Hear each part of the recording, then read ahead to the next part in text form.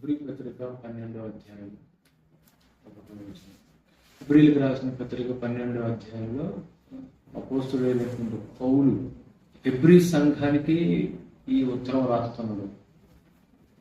Hebrew సంఘం, ఈ Hebrew సంఘము దుర్బోధనను విని వెనక్కి జారిపోయింది. దుర్బోధనలు విని సందిగ్ధంలో ఉన్నారు, అయోమయంలో ఉన్నారు, గందరగోళంలో ఉన్నారు. మనం చేసేటువంటి భక్తి, మనం యేసు ప్రభువును వెంబడిస్తున్నాం కదా, యేసు ప్రభువును వెంబడిస్తే నిజంగా మనకి మోక్షం దొరికిద్దా, నిత్యత్వంలోకి వెళ్తామా, లేకపోతే అసలు ఏనే కరెక్ట్ కాదా, మనం అనవసరంగా ఈ క్రైస్తవ్యంలోకి వచ్చామా అని అదొక భయంకరమైనటువంటి పరిస్థితి. గందరగోళ పరిస్థితుల మధ్య ఈ యూదులు ఉన్నప్పుడు వారికి రాసినటువంటి ఉత్తరం ఇది. హెబ్రీలకు రాసినటువంటి పత్రిక 1వ అధ్యాయం 2, 3, 4, 5, 6, 7, 8, 9 ఒక్కొక్కటి వివరంగా చెప్పుకుంటూ వచ్చాడు. ఈ హెబ్రీలు అనేవాళ్ళు యూదులు కదా, దేవుడు శరీరంతో వచ్చాడు అంటే నమ్మట్లేదు. అందుకని 2వ అధ్యాయంలో ఆయన శరీరం ఎందుకు వచ్చాడో చెప్పబడింది. ఆ పిల్లలు రక్త మాంసములు గలవాడైనందున ఆ విధంగానే ఆయన దేవదూత స్వభావం ధరించుకోక ఆ ధర్మశాస్త్రానికి లోబడ్డాడు.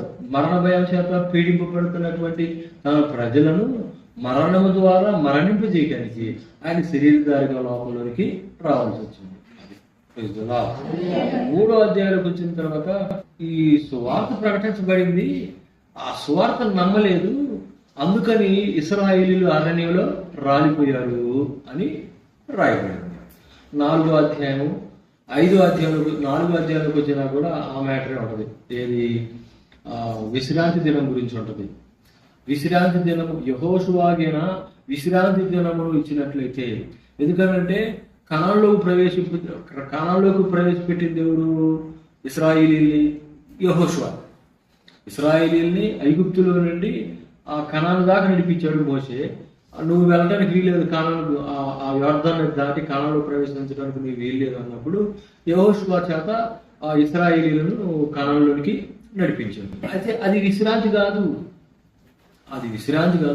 నిజమైనటువంటి విశ్రాంతి నిలిచి ఉన్నది అని హెబ్రీ పత్రిక 4వ అధ్యాయంలో చెప్తాడు. 5వ అధ్యాయంలో ఏం చెప్తాడు అని అంటే, మీరు పసిపిల్లల్లాగా ఉన్నారు, బాలుల్లాగా ఉన్నారు, మీరు ఇంకా నేర్చుకోబోతే ఎట్లా అని 5వ అధ్యాయంలో చెప్తాడు. 6వ అధ్యాయంలోకి వచ్చిన తర్వాత ఏం చెప్తున్నానంటే, ఇదిగో మీరు వెనక్కి తిరిగిపోతున్నారు, మీరు అవిశ్వాసులు అవుతున్నారు, మిమ్మల్ని సాధ్యపరచడం కష్టం, మీరు యేసు ప్రభువుని మరలా స్వీకరిస్తున్నారు, మీరు వెనక్కి జారిపోవాలండి అని 6వ అధ్యాయంలోనే అబ్రహాము ఎలాగా విశ్వాసంతో కనిపెట్టుకొని వాగ్దాన ఫలం పొందుకున్నాడో అలాగే మీరు కూడా కనిపెట్టుకుని వాగ్దాన ఫలాన్ని పొందుకోవాలి అని చెప్పి 7వ అధ్యాయంలోకి వచ్చినాక యేసు ప్రభు యోధా గోత్రం అయితే యాజకత్వం ఎట్లా చేస్తాడు? ఆయన యాజకత్వం చేసేది ఎవరు? లేవి. యేసు ప్రభు యాజకుడు ఎలా అవుతాడు? యోధా గోత్రంలో వాడు ఎప్పుడైనా కానీ యాజక ధర్మం చేశాడా? చేయలేదు కదా అని ప్రశ్న వచ్చింది వాళ్ళకి. అందుకు పౌలు ఏం చెప్తున్నాడు? ఆయన నిరంతరము మెల్కీసెదెకు క్రమము చొప్పున నిరంతరం మనకు యాజకుడై ఉన్నాడు అని చెప్పబడింది కదా. మెల్కీసెదెకు అనేటువంటి యాజకుడు, ఆయన పుట్టుక తెలియదు, కానీ అబ్రహాంకి ఎదురొచ్చి అబ్రహామును ఆశీర్వదించాడు అని రాయబడినది. ఎందుకు అబ్రహామును ఆశీర్వదించాడు అని అంటే, ఆయన మాత్రమే ఆశీర్వదించాడు. అప్పుడు యాజకులు ఎవరు లేరు కదా. అప్పుడు అబ్రహామును ఆశీర్వదిస్తే అబ్రహాము తను సంపాదించుకున్న దాంట్లో నుండి 10వ భాగం ఇచ్చాడు ఆయనకి. మెల్కీసెదెకు ఆశీర్వదించాడు అబ్రహాముని.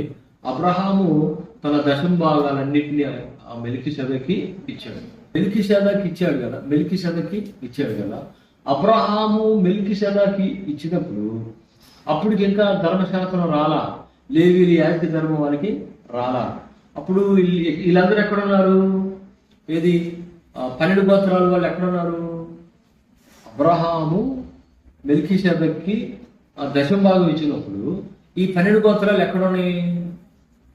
అబ్రహాము దశమ భాగాలు ఇచ్చినప్పుడు అబ్రహాం కడుపులో ఉన్నాడు ఎవరు? లేవి. అబ్రహాం కడుపులో ఎవరున్నాడు? ఇస్సాకు ఉన్నాడు. ఇస్సాకు కొడుకు యాకోబు ఉన్నాడు. యాకోబు 12 మంది కుమారులు ఎక్కడున్నారు? అబ్రహాం కడుపులో ఉన్నారు. లేవి కూడా దశమ భాగాలు పుచ్చుకునే లేవి కూడా దశమ భాగాలు పుచ్చుకునే లేవి కూడా అబ్రహాము ద్వారా దశమ భాగాలు ఇచ్చాడు. ఎవరికి? మెల్కీషెదెకుకి. అదే హెబ్రీ అన్యుడు ఎవడు సేవ చేయడు కదా, మరి మీరేమో యేసు ప్రభు ప్రధాన యాజకుడు అని చెప్తున్నారు. యేసు ప్రభు ప్రధాన యాజకుడు అయితే యోధా గోత్రంలో ఎవడు ప్రధాన యాజకత్వం చేయడానికి వీల్లేదు కదా, దానికి ఏదో సమాధానం చెప్పండి. అందుకు పౌలు చెప్తాడు 7వ అధ్యాయంలో, పిచ్చివాళ్ళారా, ఆయన మెల్కీషెదెకు క్రమం చొప్పున నిరంతరం యాజకుడై ఉన్నాడు. 8, 9, 10 అధ్యాయాల్లో చెప్తాడు. దేవుని యాజకుడు హస్తకృతములైనటువంటి ఒక గుడారం ఏర్పరిచి, మనుషుల చేతులతో కట్టబడినటువంటి గుడారం ఉంది.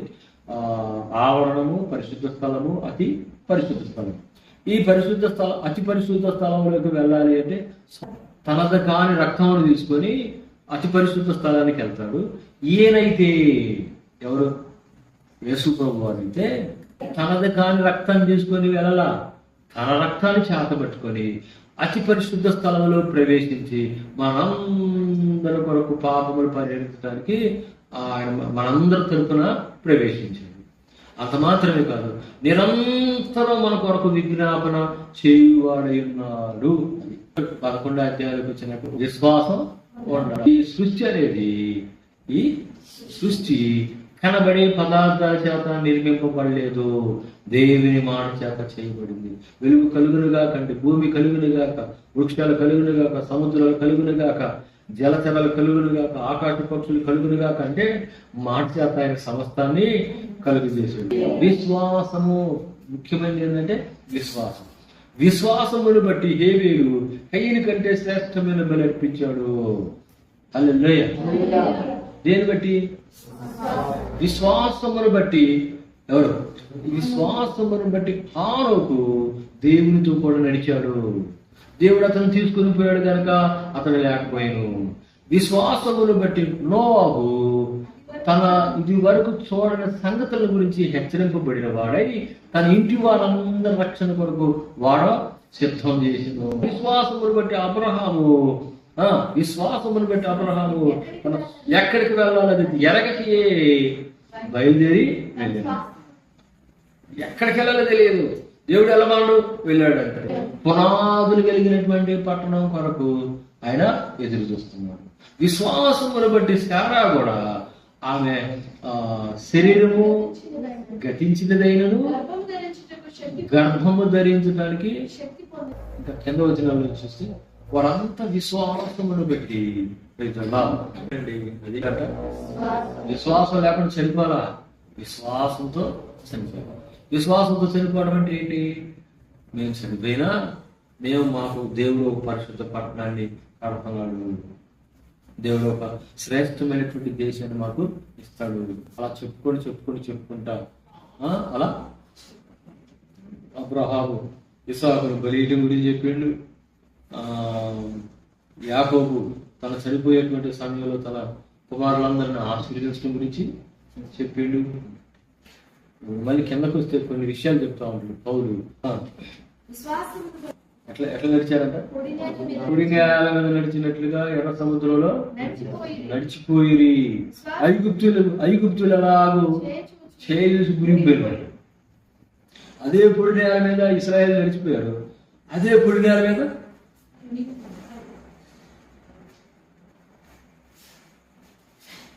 ఆ జలము ఇశ్రాయేల్ని ఏం చేయలేకపోయింది. ఎందుకంటే వారి విశ్వాసం జలం అలా ఆగిపోయిందంట, గోడలు కట్టిందంట. ఆ నీరు గోడ కట్టి ఆగిపోయిందంట, రహదారి అయిపోయింది.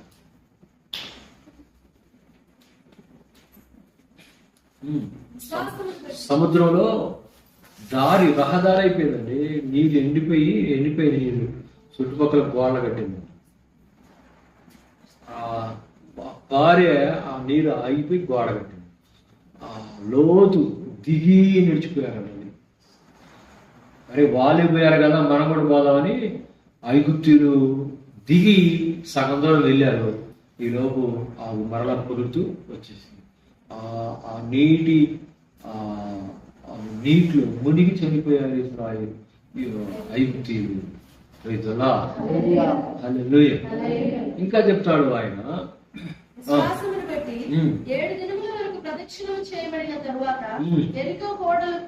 ఏం చేయకుండానే ఎట్లా ఏం చేయకుండా ఎరుకోపోవడం వాటంతవే 6 విశ్వాసం 7 రోజులు తిరగండి, 7 సార్లు తిరగండి అని అంటే బాగా తిరుగుతుంది. మేము ఎట పడిపోతాయి. అంత పెద్ద గోడలతో కూడా 2 బస్సులు పోయి అంత వెడల్పు ఉంటుందంట. ఏది ఎరుకో ప్రాకారం 7 సార్లు తిరిగారా దాని చుట్టూ 7 సార్లు తిరిగారా. 7వ రోజు 7 సార్లు తిరిగారంట. పూర్వకుంటా కేకలేసుకుంటూ తిరిగితే ఆ ప్రాకారం అక్కడ దిగిపోయిందండి భూమిలోకి. ప్రాకారం భూమిలోనికి దిగిపోయిందంట. ఎంత లోతు అయితే దిగిపోతుందండి. ఇశ్రాయేలీలంట ఎక్కిపోయారంట. అట్లా ఎక్కిపోయారంట. కాల్ చేసి ఎక్కి దాని మీద ప్రాకారం నుంచి వెళ్ళిపోయి జయించి. ఇంకా ఏం చెప్తున్నారు,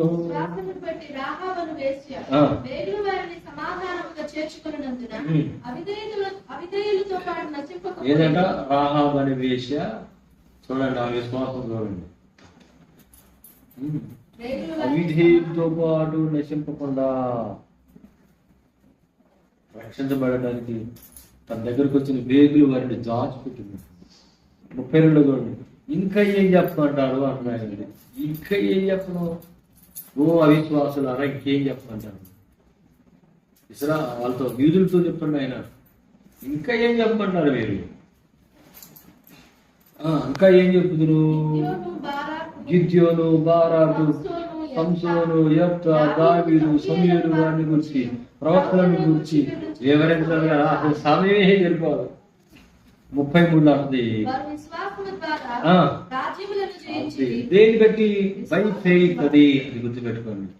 బై ఫెయిత్. విశ్వాసము.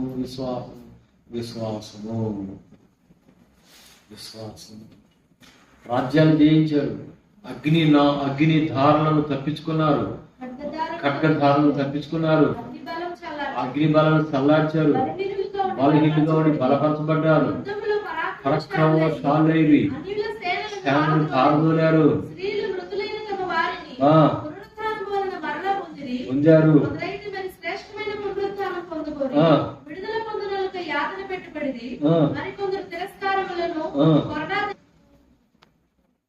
అరణ్యులు పారిపోయారు. రంపలతో కొయ్యబడ్డారు. రాళ్ళతో కొట్టబడ్డారు. గొర్రెల చర్మాలు వేసుకొని సంచరించారు. సొరంగాల్లో దాక్కున్నారు. అడవులలో దాక్కున్నారు. అంత మందిని చెప్పిన తర్వాత 12 అధ్యాయాలు చదువుతారు. ఇంత గొప్ప సాక్షి సమూహాలను ఆవరించింది. వాళ్ళందరూ మన వైపు చూస్తున్నారు. ఇప్పుడు నీ వైపు, నా వైపు, సంఘాల వైపు చూస్తున్నారు, మన వైపు చూస్తున్నారు. మనం ఇతరులు తీసుకొని ఇతరులు పోల్చుకుంటాం.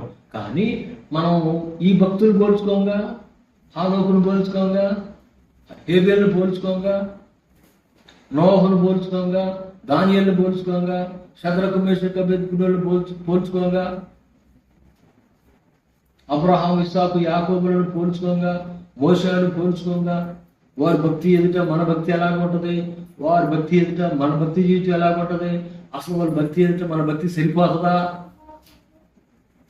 అవి పోల్చుకో. మనం వాళ్ళు ఎలాంటి విశ్వాసాన్ని కనపరిచారు, ఎలాంటి రోషాన్ని కనపరిచారు, ఎలాంటి భక్తిని కనపరిచారు, మనం ఎలాంటి భక్తిని కనపరుస్తున్నాం. సంసోను ఎలాంటి శక్తితో కూడిన జీవితం జీవించాడు, దావీదు ఎలాంటి బలాఢ్యుడు, ఇస్సాకు ఎలాంటి విజయుడు, ఎలా లోబడ్డాడు తండ్రికి. వీళ్ళని మనం చూడడం. అదే పౌలు చెప్పేది 12వ అధ్యాయం, ఇంత గొప్ప సాక్షి సమూహం మనల్ని ఆవరించింది. వాళ్ళు ఒకసారి చూడండి, దానియేలు గారు చూడండి, సెలవు అవుతుంది, సిగ్గు వచ్చింది.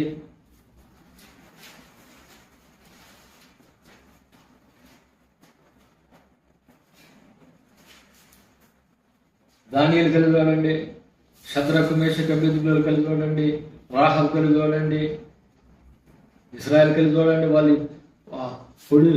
పొడి నేల మీద నడిచినట్లుగా ఎర్ర సముద్రంలో నడిచిపోయారు వాళ్ళు. అబ్రహాం విశ్వాసాన్ని ఒకసారి బేరీ చేసుకోండి. మనం అలా త్యాగం చేయగలమా? విడిచిపెట్టగలమా? అందరినీ అన్నిటినీ విడిచిపెట్టగలమా మనం? అదే పౌలు చెప్తుంది, ఎంత గొప్ప సాక్షి సమూహం మనల్ని ఆవరించింది. కాబట్టి మీరు కూడా సులువుగా చిక్కులు పెట్టి ప్రతి పాపమును భారమును విడిచిపెట్టండి.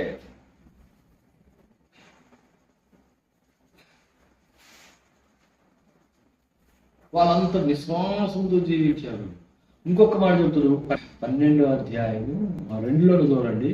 ఆయన మనం పరిగెత్తుతాం అన్న తర్వాత, ఆయన తన ఎదుట ఉంచబడిన ఆనందం కొరకై నిర్లక్ష్య పెట్టి సిలువను సహించి దేవుని సింహాసనం యొక్క సింహాసనం వచ్చింది. ఆయనకి ఓరహణ వస్తుందా? ఓరహనే లోకంలోకి వచ్చి అక్కడ మెరిచిపోయి సింహాసనం వచ్చి కూర్చుందిరా? లేదు. అక్కడ చూడండి, ఆయన కూడా ఉంచబడిన ఆనందం కొరకై మీరు కూడా అలసట పడకయు ప్రాణాలు వేసుకయు. అలసట ఉండకూడదు మనకి. అలసిపోతాం, అనుభవానికి అలసిపోతాం. ఏం దేవుడు ఏం చేసిండులే మాకు అని అలసిపోతాం. అంత దూరం రాగానే ఆయాసం వచ్చింది. నేను అడగాలి, నేను రాలే అక్కడికి. నా వల్ల కాదు, నేను అంత దూరం చేయలేను, అంత భక్తి చేయలేనులే. అదే అంటాడు ఆయన. ఏమంటాడు? అలసట పడకి, ప్రాణాలు కూడా ఇసుకోకూడదు. విసుగుదల వచ్చింది మనకి. ఇదిగో మీరు లోపల ప్రజలు, నేను మీతో కూడా రాను, మీ మధ్యకు వచ్చి నేను చంపేస్తాను, మీరు లేచి వెళ్ళిపోండి అనే మాట అంటే ఇశ్రాయేలు అందరూ ఏడ్చారంట.